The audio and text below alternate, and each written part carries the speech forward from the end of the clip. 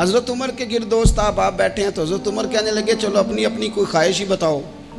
تو چونکہ حالات بڑے خراب تھے، قحط کا دور تھا، بعض جگہوں پہ غریبوں کو بڑی مشکل تھی، تو سب لوگوں نے صدقات اور خیرات کی ہی بات کی.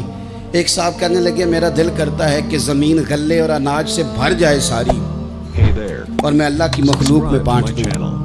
دوسرے نے کہا میرا دل کرتا ہے سونے چاندی سے زمین بھرے اور میں رب کی مخلوق پر تقسیم کر دوں.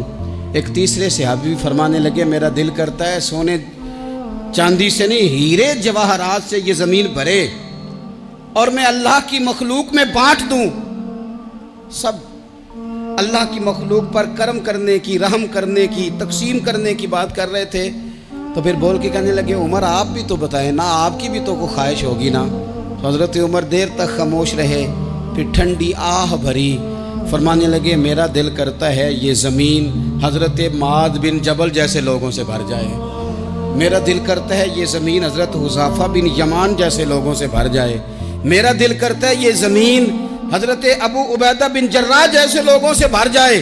یہ زمین ان لوگوں سے بھر جائے اور میں پھر ان سب لوگوں کو ساتھ ملا کے زمین پہ رب کی اطاعت کا چلن عام کر دوں. لوگوں کو رب رسول کا فرما بردار بنا دیا جائے. خیر والے لوگوں سے زمین بھرے، میری خواہش یہ ہے.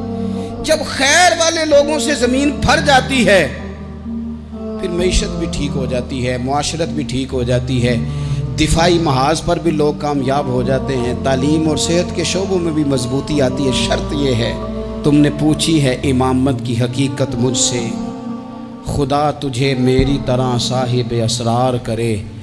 ہے وہی تیرے زمانے کا امام برحق جو تجھے حاضر و موجود سے بیزار کرے اور موت کی شکل میں دکھلا کے تجھے رخ یار.